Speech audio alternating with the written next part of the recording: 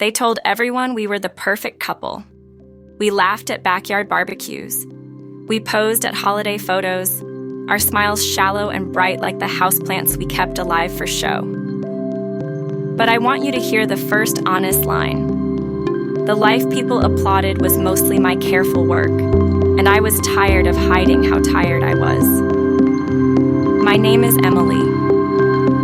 I was 33 when the first small things started to unnerve me. Jason and I had built a steady life. My steady job in marketing, his easy charm that always got him work. Our apartment in the old warehouse district fit our routines. Coffee cups by the sink, strategic piles of work papers, a shared calendar on the fridge. We had a marriage that functioned. It ran on habits more than heat, on convenience more than courage. For years, that felt fine. For years, I told myself it was okay. The cracks began like hairline fractures you hardly notice. He started saying he had late meetings. He would close his laptop in the living room and walk out into the night. Once, I found a lipstick stain hidden deep under a collar in the laundry basket. I told myself it was nothing. Who wants to spy on a spouse? Who wants to be the breath that smothers suspicion before it grows? But some quiet instincts do not ask permission. They press until you pay attention. Have you ever felt the room tilt and not known why? That's how my evenings felt, a slow tilt. Friends said he was under pressure at work. Men get distant sometimes, they shrugged, handing sympathy like a bandage. I tried to believe them. I wanted to believe them. I wanted to be the reasonable wife who trusts and forgives. But one small truth kept arriving. Things were not right. And when the heart makes room for a single honest fact, everything else starts to rearrange itself around it. Jason was charming at parties. He told stories, he remembered names, and people liked him. He had a laugh that made clients relax, and that laugh became a currency he traded with ease. I, meanwhile, worked late nights on campaign decks, built relationships with clients, and held together the professional life that paid our mortgage. I did the invisible labor, calendar checks, dinner planning, the awkward calls to the landlord, so his energy could go outward where it looked impressive. It felt good to be useful. It felt necessary. But it also left me hollow. There were nights I tried to talk. Careful, gentle questions about his day. How was your meeting? Did the Smith account look promising? He answered in a way that shut doors softly. Quick phrases, short laughs, and then his phone would light up and my curiosity would click awake. I began to watch the habits more than the reasons. I would catch him deleting texts or glancing at a screen and smiling in a way that did not include me. When did smiling become a secret performance? I did not blow up, not at first. I told myself a storm would pass and everything would settle back into place. But the truth about small betrayals is this: they gather like rain through a roof. One day, I noticed calendar invites for dinners he said were networking. Another evening, a receipt for a boutique hotel posted to a card he said was in the mail. The sum of small lies makes a mountain of proof. I felt my pulse accelerate not from fear, but from a cold, clear recognition. There was something to find. So I started to listen closely. I watched the patterns with a quiet that looked like calm but felt like preparation. The woman I had been, the one who ignored the itch to look, was changing. Not with drama, but with a steady, careful attention. I promised myself one thing. If I found the truth, I would not explode. I would not beg. I would plan. I would be precise. And when the evidence came, I wanted it on my terms. That thought gave me a strange steadiness. The perfect life might be a stage, but I was done playing my part, unless I chose the script. At first, I kept the whisper of suspicion to myself. I didn't want to be the wife who accused without reason. There's a fine line between intuition and paranoia, and I had no interest in crossing it. So I watched, quietly, carefully. Like a detective hiding in plain sight, I took notes with my eyes more than my hands. The small clues began to arrange themselves into a pattern. A coffee cup that wasn't mine in the sink. A receipt tucked under a magazine that listed a hotel I didn't recognize. A text preview that popped on his phone when I glanced over. Only the first few words visible, but enough to make my stomach drop. Have you ever noticed how a single line can shift your whole day? That's what it felt like. One tiny fracture after another until something enormous could no longer be ignored. I started cataloging without telling anyone. Not because I wanted to hide the truth, but because I needed the truth to mean something. A lipstick stain could be a mistake. A late night could be work. But patterns are harder to excuse. So I took screenshots, saved calendar notes, photographed receipts. I learned fast that proof is both a weapon and a comfort. When your heart is raw, the certainty of documentation is like putting a bandage over an open wound. There were moments when I felt ridiculous, sifting through digital files the way some people sort laundry. Was it embarrassing? A little. Was it necessary? Absolutely. I remembered all the nights I swallowed questions, the dinners where I asked, "How was your day?" and received a tight, rehearsed answer. I remembered the way his smile when he looked at me had become distracted, how his eyes would linger on his phone screen like a secret lover.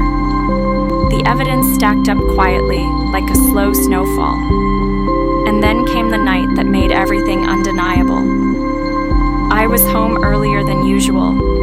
The city had been kind, traffic lighter than normal, and I decided to stop by the office to pick up a presentation I'd left behind. The building was dark, but Jason's car was parked outside in the employee lot. My heart hammered in my chest as if it knew something my brain didn't yet want to accept. I told myself I'd walk in, grab the folder, and leave. Simple, mundane, practical. Inside, the hallway smelled of stale coffee and fluorescent light. I crept to the conference room where his laptop was usually left open. That's when I saw it.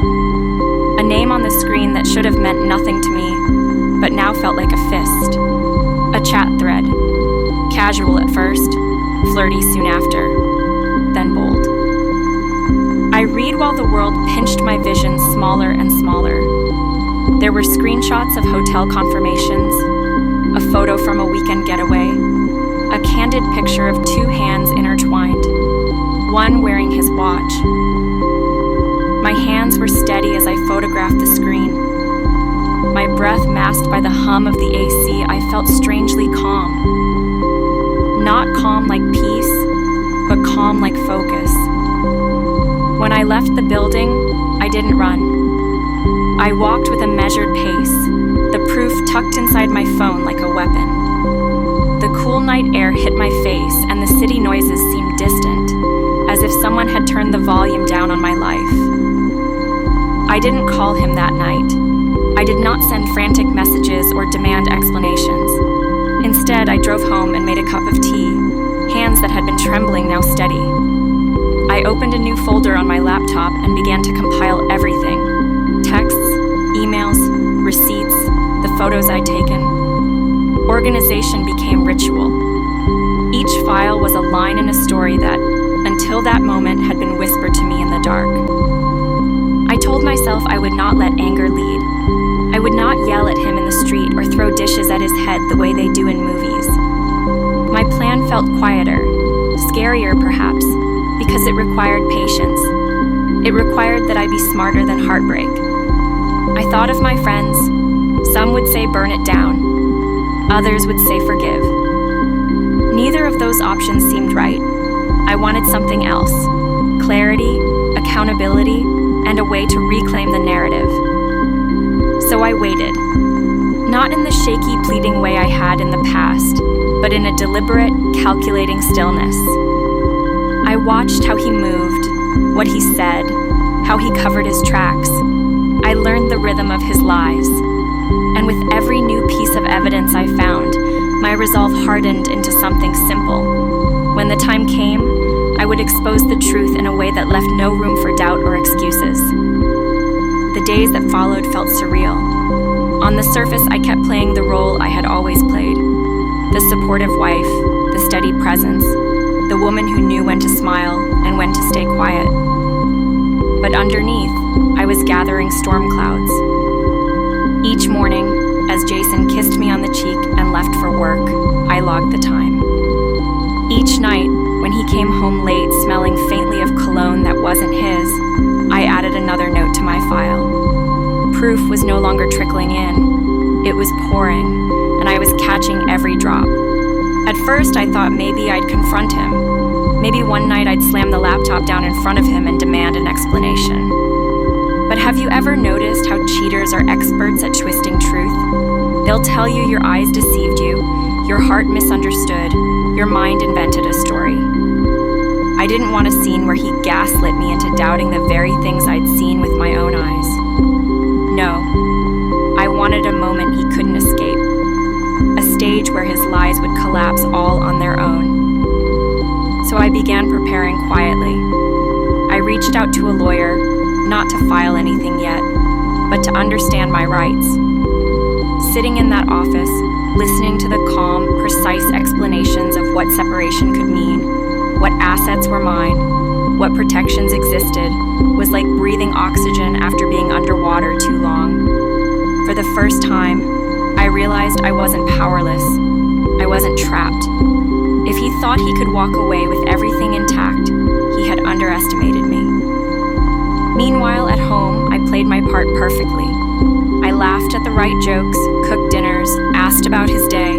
I even kissed him goodnight, my lips pressing against his cheek while my mind whispered, "Soon." He had no idea that every smile was a mask, every touch was measured, every silence was intentional. He thought he was clever, living two lives, but the truth was, I was the one holding both of them in my hands. One evening, while he was working late, I drove to the hotel listed on one of the receipts I had photographed. I sat in the car across the street, my pulse steady, my camera ready, and sure enough, I saw him. Jason walked out, arm around a woman I recognized vaguely from one of his work events. She was laughing, her head tipped toward his shoulder like they were a couple in love. My camera clicked. Once, twice, a dozen times. Each flashless shot was another nail in the coffin of his lies. Watching them drive away, I didn't feel the heartbreak I expected. I felt sharp clarity, the kind of clarity that doesn't ask why anymore. It simply says, this is who he is. Back home, I poured a glass of wine and stared at the photos on my laptop. It was all there, the receipts, the texts, the hotel logs, the pictures. A case built so solid even he couldn't talk his way out of it. But revenge, I reminded myself, isn't just about catching someone in a lie. It's about choosing when and how to reveal the truth. Timing matters, setting matters, the audience matters, and I wanted all three to line up so perfectly that the memory would burn into him forever. That night, as he slipped into bed beside me, murmuring about being tired, I closed my eyes and listened to the steady rhythm of his breathing. He had no idea that the life he thought he controlled was already unraveling. He had no idea that the wife he thought was blind was planning the moment his mask would shatter. I didn't toss and turn. I didn't cry.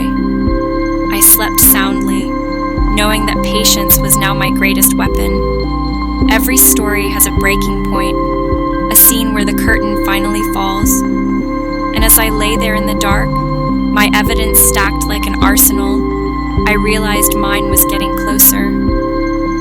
Soon he would see the truth in a room full of eyes. Soon he would understand what it felt like to be stripped bare in front of others. And when that moment came, I wouldn't need to raise my voice. The evidence would speak louder than anything I could ever say. The room kept spinning for a little while after the slideshow ended, but the spin wasn't mine. Everyone's eyes were on Jason. Everyone's mouths moved in stunned whispers. His assistant, his so-called co-worker, had bolted, leaving a cocktail napkin and a ruined manicure behind. He stood there, hands shaking, trying to stitch words together that wouldn't hold. I sat very still, the calm at the center of a storm I had built. People always ask later how I handled it. The truth is simpler. I breathed. I let the gasps do my work. When a cousin demanded an explanation, Jason tried to laugh it off. "It's a mistake," he said, voice thin. Someone else called him a liar. His boss, who'd been scheduled to speak later that night, stared with the same confusion everyone else felt, then rose slowly and left the table. I watched his empire quietly crumble in the warm chandelier light. After the dinner fell apart, the family split into pockets of shock and angry whispers. Jason's parents retreated to a corner to talk in low, furious tones. A few guests approached me, some with sympathy, most with questions I didn't answer. I wanted them to feel the truth without me pointing. That was the point. When the secretary's name was finally said out loud, a cousin muttered, "Why would she do this? At work? In public?" And there it was. Shame for the person who thought secrecy was safe. But the fallout didn't stop at family gossip. The next morning, messages started. My phone lit up with texts from people I barely knew, vendors from the dinner, guests who'd filmed clips, an uncle who'd recorded a portion on his phone. One guest sent me a video file. Jason's face as denial flickered into panic. Another sent a screenshot of a message thread where the woman in question asked him to keep the story quiet. Evidence breeds evidence.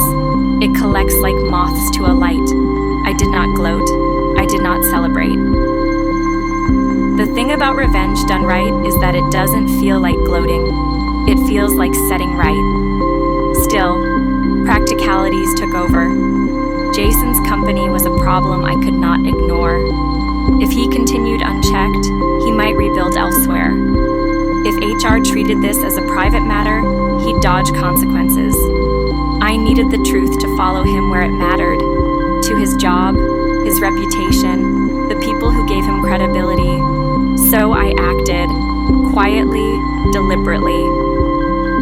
I compiled everything, screenshots, hotel bookings, voice notes, the video from the dinner, a concise timeline, into a packet. I sent it, not as a blast of anger, but as a factual, professional email to several addresses, his boss, HR, and one contact I'd cultivated during the months I'd been watching. The message was short. The attachments did the rest. No emotion, just evidence. Then I did something else. I scheduled a meeting with a lawyer. Not to file immediately, but to understand my options and protect myself from retaliation. I wanted to be sure every move I made was legal, clean, and irresistible. There would be no he said, she said. There would be documentation, witnesses, and a paper trail so tight it would be impossible for him to spin. People asked if I felt guilty. Guilty for exposing a marriage we'd all once applauded. Guilty for revealing the ugly truth. The answer was no. I felt relief. Relief that the secret was finally where secrets belong, in the open. I knew the next phase would be louder. I could feel it in the way his voice faltered on the few calls I'd had since the dinner, in the way his friends began to distance themselves. But more than anything, I felt ready. There was one more thing I did that night, quietly, for myself. I wrote a short note and slipped it into a drawer. This is not revenge for revenge's sake. This is the moment you chose to stop being invisible. I closed the drawer, turned off the light, and slept in a house that felt a little less like a stage and a little more like mine. The days after the gala carried a strange rhythm, like the quiet after thunder. Jason tried to reach me, of course. His calls came in at odd hours, his texts full of half apologies and vague excuses. "We need to talk. You don't understand. It was just stress." But there's something almost funny about watching someone who once thought he held all the cards suddenly shuffle them with sweaty hands. I didn't answer, not once. Silence, I learned, can roar louder than a scream. Meanwhile, the company machine began to turn. It started with whispers, an HR representative reaching out to confirm certain details, an assistant calling me about dates that matched the receipts I'd provided. Within a week, Jason's picture disappeared from the company's social media page announcing the promotion he'd been expecting. By the second week, his title was gone from the website altogether. His empire, the one he thought untouchable, was dissolving pixel by pixel. People around town began to notice too. At the grocery store, at the gym, even walking through the park, I'd catch glimpses of neighbors exchanging knowing looks. They didn't need to say it out loud. The story had traveled faster than he ever could. The man who had been admired for his career and charm was now reduced to whispers about that gala and those photos. And I became the woman who didn't crumble, the one who kept her head high while the truth did the work for her. But revenge isn't just about the public show. It's also about the quiet moments. One evening, I sat down with a glass of wine and opened my laptop. I looked at the accounts, the bills, the insurance policies, all the little details Jason had always brushed off as his responsibility. For the first time in years, I controlled it all.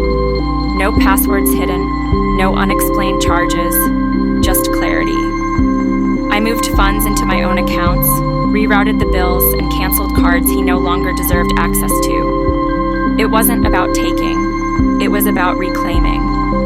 About finally standing in the space he had always tried to fill with lies. And then, something unexpected happened. A few women from the company reached out to me privately. One message said, "Thank you for speaking up. You don't know how many of us wanted to but couldn't." Another wrote, "He's been like this for years. You're braver than you know." Their words hit me harder than I anticipated. I hadn't realized my act wasn't just for me. It was for every voice that had been silenced in the shadows of his charm. In exposing him, I'd given others room to breathe. Of course, Jason didn't go quietly. He sent long emails dripping with manipulation. Think of our history. Don't throw it all away. He even tried guilt. I'll never recover from this. But here's the thing. He wasn't thinking of our history when he booked hotel rooms under fake names. He wasn't thinking of our marriage when he promised the world to someone else in late-night texts. He only thought of himself. And for the first time, that wasn't enough to sway me. One night, after weeks of silence, he showed up at my door. I didn't open it. I just stood behind the locked wood, listening to him plead, his voice cracking with desperation. "Please, Emily, just hear me out." My hands trembled, but not from weakness, from the realization that I finally had the power to decide. And my decision was simple: nothing. I walked away from the door, leaving him alone in the dark, just like the void he had created in our marriage. When I went to bed that night, I felt the quiet settle differently. It wasn't emptiness, it was peace. Real peace. The kind that comes when you stop carrying someone else's lies on your back. For the first time in years, I slept without nightmares. And in the morning, I woke up not as a woman abandoned, but as a woman who had chosen herself. The night of the company's annual gala was etched into my calendar like destiny. It wasn't just another event, it was Jason's moment. The one he'd been boasting about for months. His promotion was supposed to be announced, his speech delivered to a room filled with executives, clients, and employees. He imagined himself standing at the pinnacle of his career, adored by everyone. But I had other plans.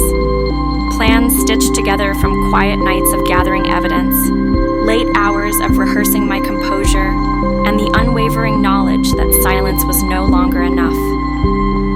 I arrived at the hotel ballroom in a dress that shimmered under the lights, a gown Jason had once begged me to buy, but said was too extravagant. Tonight, it was perfect. People turned as I entered, not because of the dress alone, but because of the way I carried myself. Calm, collected. A storm disguised as serenity.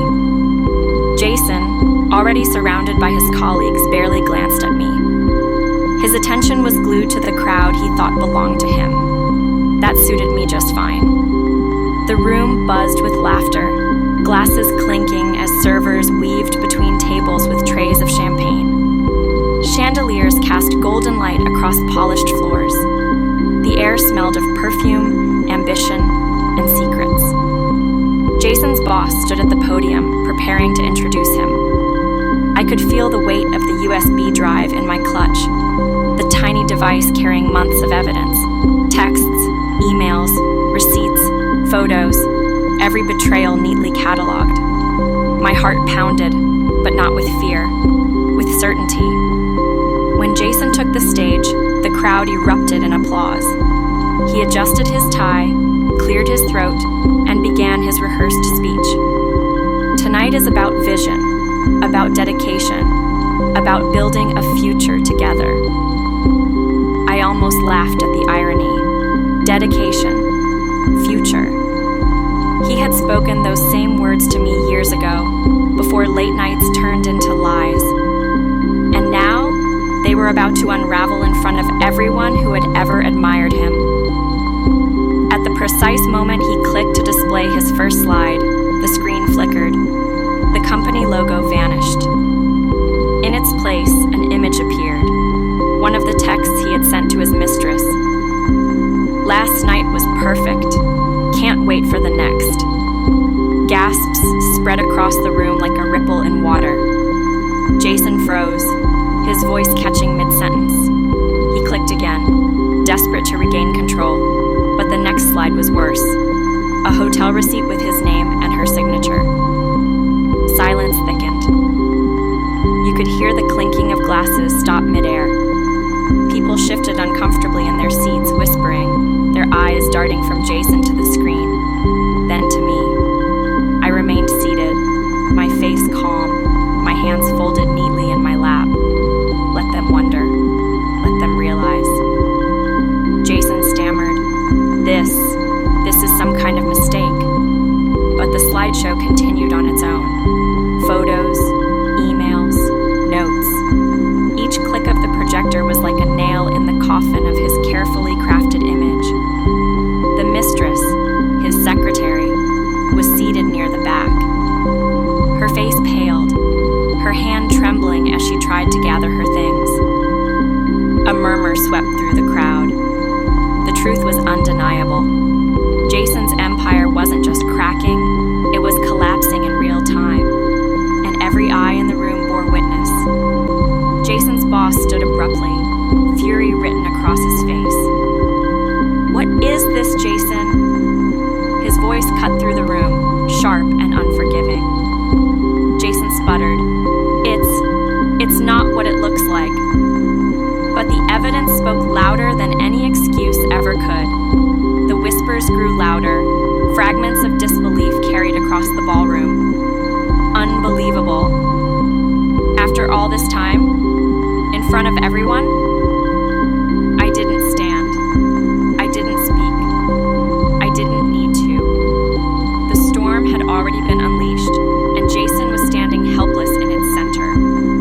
For years he had controlled the narrative, convinced me that silence was my place. Tonight, the silence had turned against him. Tonight, the truth spoke for me. As the chaos unfolded, I sipped my champagne, the bubbles tickling my lips. I didn't need applause or recognition. Watching Jason's world crumble in front of his colleagues, friends, and the woman who thought she had replaced me was enough. My revenge wasn't fiery. It was precise, cold, undeniable. And for the first time in years, I felt the weight lift from my shoulders. Justice, I realized, doesn't always arrive in courtrooms. Sometimes it arrives under chandeliers, on a screen, in a single click that changes everything. The room had shifted into a storm of whispers, disbelief, and judgment. Jason stood at the podium, sweat glistening under the golden chandeliers, his once polished words now reduced to stammers and half-sentences. He fumbled with the clicker, desperate to regain control, but the projector had no mercy. Slide after slide revealed more.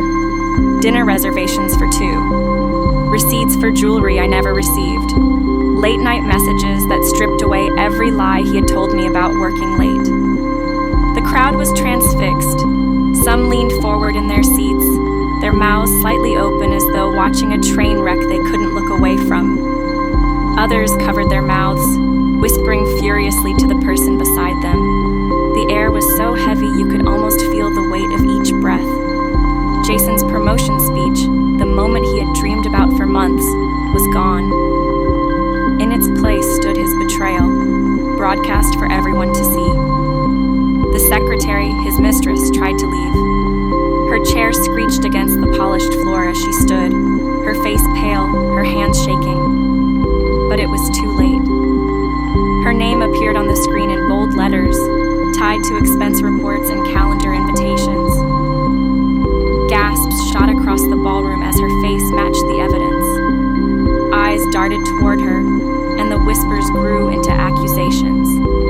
She froze, trapped under the spotlight of truth she had never expected. Jason tried to speak again, his voice cracking. This is all fake. Someone has hacked the system. But even as he shouted, his face betrayed him. His jaw clenched, his eyes darted, his hands trembled. Have you ever seen someone realize their power has slipped through their fingers? That was Jason in that moment, no longer the confident executive, just a man stripped bare, desperate, and drowning in the truth.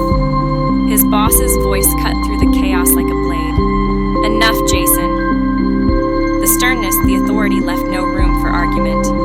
The room silenced instantly, waiting. Jason stuttered. I can explain, but the boss shook his head. Explain to HR.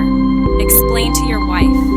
Explain to the clients who will hear about this by morning. The finality in his tone was brutal. Jason's career, the identity he clung to, was crumbling in real time. And me? I sat there, calm, my champagne glass cool in my hand. I didn't need to scream. I didn't need to cry. The truth was doing all the work for me. People glanced my way, some with pity, others with admiration. But I didn't flinch. I didn't blink. This wasn't about pity. It was about power, about reclaiming the voice Jason and his mistress had tried to silence. The secretary finally bolted, heels clicking as she rushed toward the exit. Her humiliation followed her like a shadow. Jason reached out as though to stop her, but his hand fell empty, the gesture pathetic and hollow. The crowd caught it, and the whispers became sharper. He's done. She ruined everything. What a fool. Jason turned his gaze toward me then, his eyes pleading, searching for an anchor in the chaos. For years he had assumed I'd always be that anchor, the loyal wife, the quiet supporter, the one who would pick up the pieces. But tonight, I wasn't his shield. Tonight, I was the storm. I held his gaze for a moment, then tilted my head slightly as if to say, "This is yours. You built it. Now drown in it." The slideshow reached its final image, a timeline of every betrayal, every receipt, every text. Organized, inarguable. Proof that even Jason couldn't twist into something else. The crowd erupted into scattered applause. Not for me, not exactly, but for the justice of the truth. In their eyes, the mask had fallen, and the man they thought they knew had been exposed. I placed my glass on the table, stood, and smoothed my my gown. My heels clicked softly against the floor as I walked toward the exit. No words, no dramatic speeches, just the quiet confidence of someone who had taken back her power.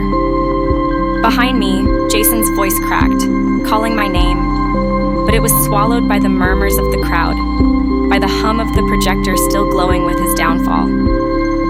As the doors opened and the cool night air brushed my face, I smiled to myself. Revenge didn't need fire, didn't need fury. It needed patience, silence, and the right moment to strike. And tonight, under chandeliers and whispers, I had struck. Jason wasn't just ruined professionally, he was ruined personally, socially, completely. And the best part, I hadn't lifted my voice once. The night air wrapped around me as I stepped out of the ballroom, the echoes of Jason's unraveling still buzzing in my ears. The hotel's fountain glistened under the moonlight, water spilling in graceful arcs. So calm, so steady, in contrast to the storm I had just left behind. My heels clicked softly against the pavement, every step carrying me further from the wreckage of the life I had once clung to. For the first time in years, I felt weightless. Not because everything was fixed, but because I was no longer the one carrying his lies. Behind me, I could still hear fragments of voices drifting through the doors. Guests whispering, staff exchanging nervous glances, someone gasping at yet another slide on the projector. Jason's name had become a scandal, his reputation shattered in front of the very people he had tried so hard to impress. And the secretary, gone, vanished into the night, her humiliation trailing behind her like a broken veil. I wondered if she blamed Jason, or herself, or if she finally realized that power borrowed through someone else's deceit always comes at a cost. I paused for a moment on the edge of the valet circle, watching as a sleek black car pulled up. The driver opened the door for me and I slid inside, my gown pooling around me like armor. The leather seats were cool, the faint scent of cedar wood lingering in the air. As the car pulled away, I caught one last glimpse of the hotel, of Jason standing in the doorway with his tie loosened, his face pale, his body sagging as though years had been stolen from him in just one night. He looked smaller somehow, like the pedestal he had built for himself had crumbled beneath his feet. I didn't wave, I didn't speak. I let him stand there, drowning in the silence of his own consequences. Because isn't that the cruelest revenge? Not the shouting, not the dramatic exit, but the quiet realization that the person you thought would always save you has finally walked away. As the city lights blurred past the windows, I pulled out my phone. Notifications were already flooding in. Friends, colleagues, even strangers who had been at the event, their messages buzzing with shock and disbelief. Are you okay? I can't believe what just happened. You were incredible tonight. But I didn't reply. I wasn't ready to share my victory, not yet. This moment was mine, private and unshakable, a reminder that I had taken back control of a story Jason had tried to write for me. Have you ever felt the exact second when pain turns into strength? When heartbreak becomes fuel and betrayal becomes clarity? That's what this night was for me. Every sleepless night on the bathroom floor, every unanswered question, every doubt that had chipped away at my worth, it all funneled into this one moment of quiet triumph. And it was enough. More than enough. The car slowed at a red light, and I caught my reflection in the window. My eyes looked different, brighter, sharper, not the eyes of a woman broken by betrayal, but of a woman who had survived it, owned it, and turned it into her weapon. For years, Jason had thought I would crumble without him. Tonight proved just how wrong he had been. I leaned back against the seat, letting the city's hum fill the silence. My life wasn't suddenly perfect. The hurt was still there, raw and real, but it no longer controlled me. Jason could scream, deny, beg, or blame. It didn't matter anymore. The The truth had been set free, and it had chained him far more than it ever chained me. As the light turned green and the car rolled forward, I whispered to myself, barely audible but certain, "This is only the beginning." And in that whisper, I felt the spark of something bigger than revenge, something stronger. The beginning of a life where I would no longer play the background character in his story, but the lead in my own. The next morning, sunlight streamed through my window, softer than it had felt in years. I woke up not to the sound of Jason's voice or the weight of suspicion gnawing at me, but to silence. Pure, unburdened silence. It was the kind of silence that didn't ache. It breathed with me. For the first time in what felt like forever, I didn't dread the day ahead. I embraced it. I brewed my coffee, the rich aroma filling the kitchen, and leaned against the counter with a small smile tugging at my lips. My phone buzzed endlessly on the table. News outlets, blogs, even social media feeds had picked up snippets of what happened last night. Jason's name was everywhere, and none of it painted him as the successful, untouchable man he always pretended to be. He was trending for all the wrong reasons, and I, without lifting a finger after pressing play, had taken control of the narrative. I scrolled through the headlines, my name carefully omitted from most of them, just the way I wanted it. Jason's secretary was no longer the other woman. She was a liability, a scandal, a distraction. And Jason himself, a man who gambled with his marriage and his reputation, only to lose both in one night. The irony was almost too sweet to bear. Later that afternoon, I received a call from a close friend who had been at the party. Her voice was still buzzing with disbelief. "You should have seen their faces, Emily. Jason was destroyed, and you didn't even have to raise your voice. You owned the entire room." I chuckled softly, not because I felt proud in the traditional sense, but because she was right. My silence, my calm, had spoken louder than rage ever could. I didn't need to scream. The truth had screamed for me. As evening fell, I sat with my journal again, tracing each page with steady hands. I wrote about the betrayal, the unraveling, the revenge. But more than that, I wrote about what came after. Because the truth is, revenge wasn't the end of my story. It was the catalyst. What mattered now was who I was becoming after the storm. A woman who had endured lies, humiliation, heartbreak, and yet still stood taller than she ever thought she could. Jason, on the other hand, was left to piece together the ruins of his double life.